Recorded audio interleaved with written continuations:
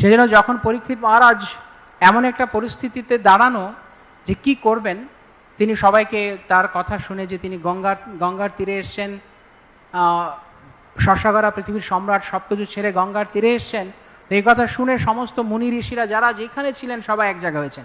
ব্যাপারটি কি ঘটতে যাচ্ছে, পরীক্ষিত মহারাজের অবস্থা, চলো দেখতে যাই। তো যখন মহারাজ সবাইকে যখন জিজ্ঞেস করলেন, সবাই একজন এক এক উত্তর দিচ্ছে, কিন্তু যেই মাত্র সুখদেব গোস্বামী এসে উপস্থিত হয়েছেন, যদিও 16 বর্ষীয় যুবক, তরুণ, কিন্তু সকলেই বুঝতে পেরেছেন উনি মুক্ত আত্মা। তাই সকলেই যখন ওনাকে ব্যাসপীঠে আসীন করলেন, তখন সুখদেব গোস্বামী বসেই প্রথম কথা হচ্ছে, হে মহারাজ পরীক্ষিত, এই সমস্ত দুশ্চিন্তা, বিভিন্ন সলিউশন, বিভিন্ন সমাধান বাদ দিন। যেমন প্রেমানন্দ ঠাকুর বলছেন, নহি নহি নহি কলিতে কেবল উপায় গোবিন্দ নাম। তার আগের লাইনটা কি আছে, এ জাগো এ তপ এ জাগো, কি এরকম আছে একটা কিছু, নহি নহি নহি কলিতে কেবল উপায় গোবিন্দ নাম। একটাই মাত্র উপায় রয়েছে, কৃষ্ণের আশ্রয় গ্রহণ করা, কৃষ্ণ নামের আশ্রয় গ্রহণ করা। যদিও কলিযুগ ভয়ের জায়গা, সমস্ত দোষে পরিপূর্ণ, অস্তি হে এক মহানুগুণ, একটাই আমাদের মহান গুণ আছে এই কলিযুগে। আমরা যদি দৃঢ়ভাবে কৃষ্ণ নাম প্রভুর আশ্রয় গ্রহণ করি, তাহলে এখান থেকে ভগবান নিজে আমাদেরকে মুক্ত করে দেবেন। মুক্ত সংঘর্ষ জায়তে, সমস্ত এই যে 3 গুণের যে সঙ্গ, 3 গুণের যে প্রভাব, এর থেকে আমরা মুক্ত হতে পারি। তো এই যে 3টে কথা পরীক্ষিত মহারাজ বললেন, শ্রোতব্য, কীর্তিতব্যস্য, স্মর্তব্যস্য, অত্যন্ত গুরুত্বপূর্ণ। যখন আমরা শ্রবণ করছি কোনো কিছু, তখন সেটি আমাদের, এটা ঠিক যেমন ধরুন আপনার সামনে প্রসাদের প্লেট আছে, আপনি ক্ষুধার্ত, যেমন এখানে ক্ষুধার তৃষ্ণার কথা বলা হচ্ছে, এই জাগতিক ক্ষুধাকে পারমার্থিক ক্ষুধায় পরিণত করতে হবে। তো যখনই আমাদের প্রথমে খাবার আসে, প্রসাদ আসে আমাদের সামনে, প্রথমে আমরা কি করি, প্রথমে প্রসাদের ঘ্রাণটা আসে, দেখবেন খাওয়ার আগে ঘ্রাণ এসছে, বা আপনি দেখছেন, দেখেও ভগবানের ভোগ যখন আসে, মহাপ্রসাদ দেখে আনন্দ লাগে, দর্শন এবং ঘ্রাণে আনন্দ লাগে। তো যখন আমরা শ্রবণ করি, সেটা অনেকটা দর্শন এবং শ্রবণের মতো, প্রথম এফেক্ট, প্রথম প্রভাব শোনার মাধ্যমে। তারপরে যখন আমরা জিভে দিই, জিভে দেওয়ার সঙ্গে সঙ্গে কি আরম্ভ হয়, স্বাদ গ্রহণ, দর্শন, ঘ্রাণ, তারপরে স্বাদ।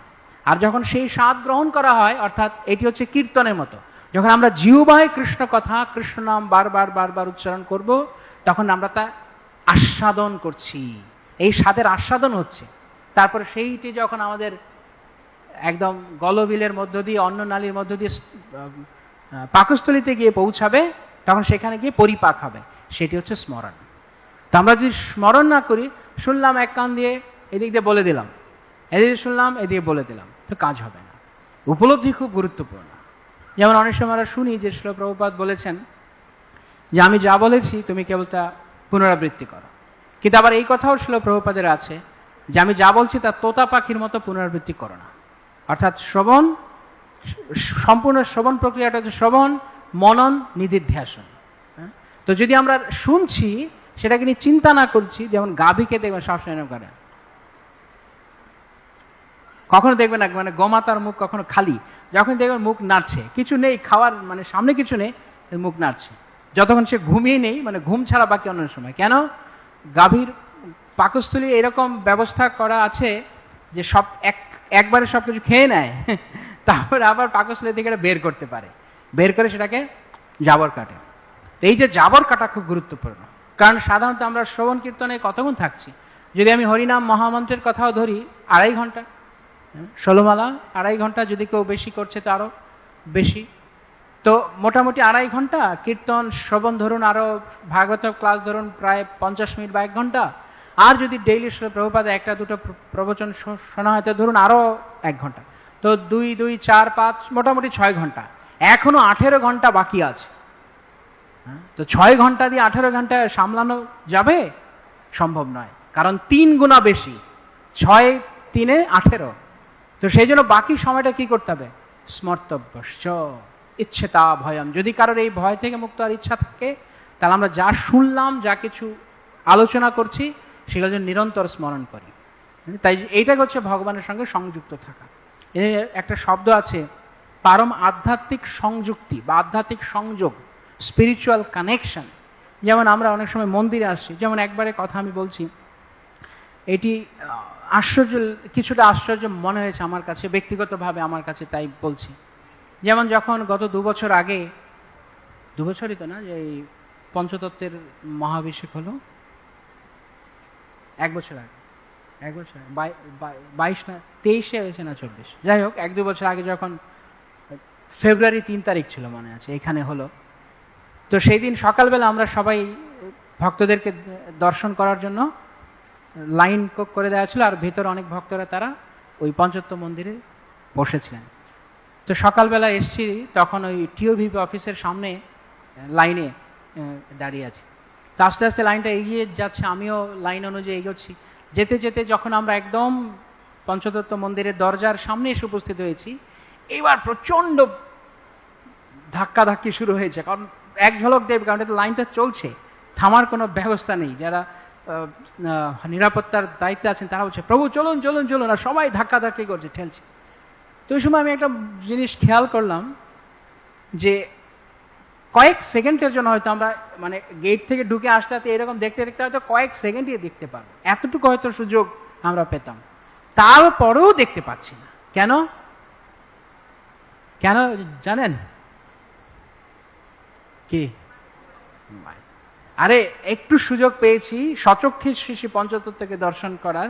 আমি দেখি না দেখি, দেখি অনেকে এইভাবে হাঁটছে, মানে আমি দেখি না দেখি, মোবাইল দেখুক, পরে আমি মোবাইলে গিয়ে দেখব। কিন্তু আপনারা একটা জিনিস খেয়াল করেছেন কিনা, অনেক সময় ভক্তরা মোবাইলে অনেক ছবি তোলে, ভিডিও করে, কিন্তু আপনার গ্যালারিটা শুধু ভরছেন, কিন্তু দেখবেন খুব একটা কিন্তু গ্যালারি খোলা হয় না, ওটার চেকও করা হয় না। তো মাঝখান দিয়ে কি হলো, যেই সময়টুকু আমার কানেকশন সংযোগ হওয়ার সুযোগ ছিল সেটুকু হারালাম মাঝখান থেকে। তো এত যদি মোবাইলের ভিড় থাকে, তো আমরা ভগবানকে কিভাবে দর্শন করব? সেই জন্য মায়াপুর মন্দিরে একটা সুন্দর ব্যবস্থা আছে যে ভেতরে কেউ আসলে মোবাইল অ্যালাউ নয়, মোবাইল অনুমোদন নেই, কারণ ভগবানকে দেখুন, এখানে অন্য কোনো ডিস্ট্রাকশন, কোনো রকমের মনোবিচ্ছিন্নতা যেন না আসে। তো ওই দিন আমার কাছে সেটা মনে হচ্ছিল যে আমরা কি আসলে সংযুক্ত? এই সংযোগটা কোথায়? তা আমি মনে করছি আমি তো চোখে বা মোবাইলে আমি হয়তো ধরে নিচ্ছি, কিন্তু যতক্ষণ না পর্যন্ত ভগবানকে দর্শন করবার বা ভগবানের কাছে নিজেকে উপস্থাপন করবার আকুলতা না আসবে, সংযুক্তি হয়নি।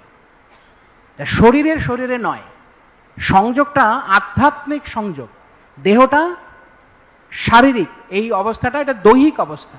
দৈহিকের ঊর্ধ্বে হচ্ছে আধ্যাত্মিক, মানসিকও নয়, আধ্যাত্মিক। দৈহিক, মানসিক, আধ্যাত্মিক। তো এমনকি মন দিও না, কারণ মনও জড় বস্তু। তাই চেষ্টা করতে হবে যে যখন আমরা ভগবানের কাছে আসছি বা ভগবানের কথা স্মরণ করছি, আমরা যেন আমাদের বর্তমান অবস্থা কি আছে সেটি নয়, ভগবান দয়া করে আমাকে গ্রহণ করুন, করুণা করে আমাকে এই বিপজ্জনক অবস্থা থেকে উদ্ধার করুন, এই মনোভাব নিয়ে মন্দিরে আসা ভগবানের কাছে মানে কেবল মোবাইল ফোন ধরে থাকার জন্য নয়। মন্দিরে এসছি আমরা, ভগবান আমার এই দুর্বিষহ অবস্থাকে আপনি অনুভব করুন, আপনি তো সব জানেন, দয়া করে আমাকে এই পতিত অবস্থা থেকে উদ্ধার করুন, এই প্রার্থনা করার জন্য। তাই এটা হচ্ছে সংযুক্তি। তো যতক্ষণ পর্যন্ত আমরা পারমার্থিকভাবে সংযুক্ত নই, এই দৈহিক সংযোগে খুব একটা বেশি লাভবান হবে না। হ্যাঁ, দৈহিক সংযোগটা ঠিক আছে, প্রাথমিকভাবে ঠিক আছে, যে যদি পূর্ণ লাভ তুলতে চাই তাহলে আধ্যাত্মিক সংযুক্তি চাই, যুক্ত হওয়া চাই, নয়তো শুধু শুধু এমনিতে আসা, যুক্ত হওয়া হলো না। যেমন একটি ছাত্র ক্লাসরুমে বসে আছে, টিচার মতো পড়াচ্ছে, আর সেও গালে হাত দিয়ে বসে আছে, হা করে তাকিয়ে আছে।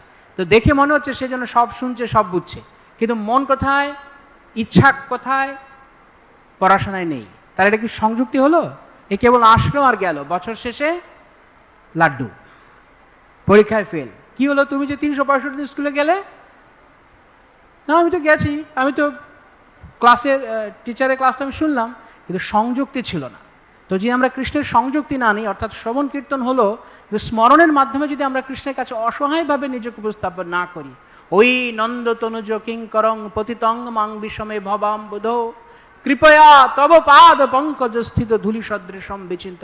হে ভগবান, দয়া করে দেখো আমার এই দুর্দশা, আমি ভব মহাসমুদ্রে পতিত হয়েছি, তাই কৃপা করে তোমার পাদপদ্মের ধূলিকণা রূপে আমাকে গ্রহণ করো, দয়া করে আমাকে পতিত হতে দিও না, কারণ আমার স্বভাব পতিত হওয়া, আমি নিচে নেমে যাব, আমি পড়ে যাব, একমাত্র তোমার শক্তির দ্বারা আমি উদ্ধার হতে পারি কৃষ্ণ। তাই সম্পূর্ণরূপে এরকম অসহায় মানসিকতা নিয়ে কৃষ্ণই কেবল একমাত্র ভরসা, এইভাবে যদি আমরা নিরন্তর শ্রবণ কীর্তন স্মরণে যুক্ত থাকি, তবে সমস্ত ভয় থেকে আমরা মুক্ত হতে পারবো। এইটি হচ্ছে শ্রীল সুখদেব গোস্বামীর বার্তা নিরন্তর। হরে কৃষ্ণ।